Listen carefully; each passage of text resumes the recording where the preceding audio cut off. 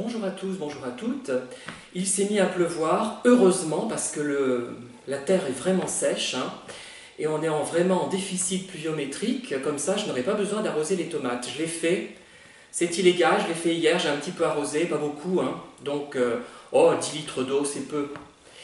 Et donc, je pensais faire des photos du cimetière Saint-Jean de Thiers, puisque je vais rédiger un opuscule sur une des personnes qui est inhumée dans ce cimetière, dont j'ai retrouvé la trace, c'est intéressant. C'est le fils qui a fait la biographie de sa mère, dans un petit opuscule qui est tombé dans le domaine public depuis, donc que je pourrais republier en donnant le nom de la personne et en ajoutant en fait des commentaires sur, comment dire, le cimetière Saint-Jean de Thiers, qui est un des plus anciens, enfin, qui est le plus ancien qui existe actuellement. Il y en a deux. Il y a le cimetière des Limondons et le cimetière Saint-Jean. Il y en avait d'autres autrefois, je vous en parlerai dans ce livre d'ailleurs, hein, pour ceux qui l'achèteront. Et donc je voulais faire des photos ce matin afin de vraiment décrire ce cimetière et le porter vraiment au nu, parce qu'il est formidable par certains côtés, et avec dans la tête un air, une aria de Salieri, d'Antonio Salieri, de 1778, extrait d'Europe reconnue, opéra qui a été créé pour l'ouverture de la Scala de Milan en 1778, donc, et qui a été recréé en 2004 avec Diana Damrau hein, dans le rôle.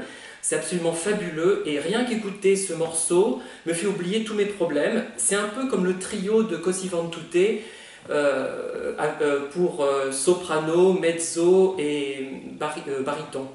Voilà, c'est un peu la même euphorie, c'est plus de l'euphorie d'ailleurs que ça déclenche en moi, cet air il est extraordinaire.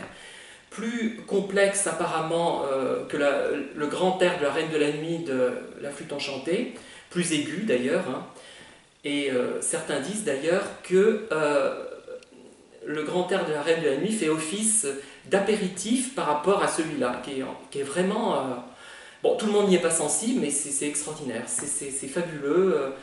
Et je crois que ça fait tout oublier, enfin, ce genre de choses formidables, extraordinaires, exceptionnelles, d'un génie... et en même temps très accessible et très simple et facile à écouter. Enfin bon, j'arrête, je me suis emballé là-dedans. Je voulais revenir sur des commentaires un peu désagréables qui ont été laissés. J'avais remarqué moi-même des commentaires qui m'avaient un peu agacé, hein. Donc j'ai supprimé ces commentaires parce que je me disais, c'est pas la peine d'attiser la haine comme ça, hein. Et les personnes se sont recréées des pseudos, bien sûr, des profils, et ont répondu à nouveau. Alors ces personnes, je ne sais pas qui c'est. Alors là, je tiens à le préciser, je l'ignore.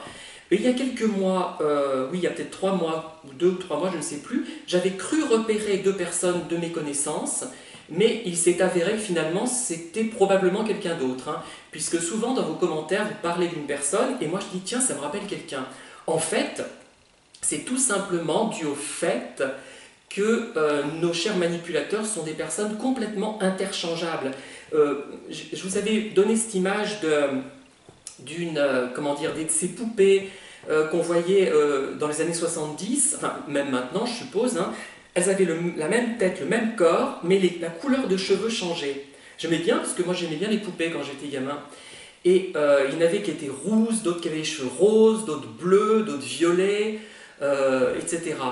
Et elles étaient exactement pareilles, sauf la couleur de cheveux. Mais ça me fait penser un peu aux manipulateurs. Je ne sais pas pourquoi je prends cette image, elle n'est peut-être pas forcément parfaitement adaptée, mais c'était vraiment ça, hein. Voilà, c'est comme ça que je les vois un petit peu. Il y a bien un peu de différence, de coloration, mais la structure est la même, les idées sont les mêmes. Et on les confond, mais combien de fois devrais-je le répéter? Là, je ne vais plus le répéter parce que tout le monde l'aura compris, hein. Moi, je les confonds. Et je crois que, tiens, je dis c'est machin, ça. Non, c'est pas machin. Et quand je parle de quelqu'un, il y a des gens, je suis sûr, qui se reconnaissent alors que je ne parle pas d'eux du tout.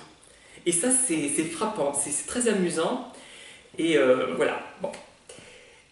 Voilà ce que je voulais dire à ce sujet. Donc je vais peut-être arrêter un petit peu ma vidéo là pour en faire une deuxième sur le même sujet, parce que ça va être trop long. Et donc, donc ces commentaires, je vais peut-être les supprimer, les nouveaux. Bon, ils vont créer d'autres profils, mais ce n'est pas grave. Bon, c'est vrai que j'ai peut-être été un peu virulent dans mon commentaire, parce que j'étais agacé par ce conservatisme aussi.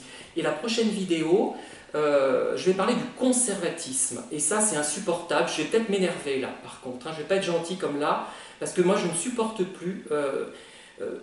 Et il n'est pas issu seulement des manipulateurs. Hein. Je vais vous expliquer en quoi. Et je crois que ça pourra vous intéresser. Vous comprendrez où je veux en venir là, je pense. Hein. Ça ne sera pas comme avec mes livres.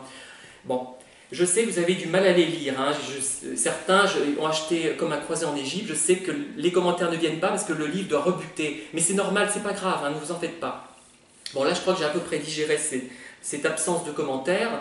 Donc, vous êtes dispensés maintenant. Hein, et je ne vous en voudrais pas pour autant. Ce n'est pas grave. Voilà, à bientôt. Au revoir. Enfin, à tout de suite.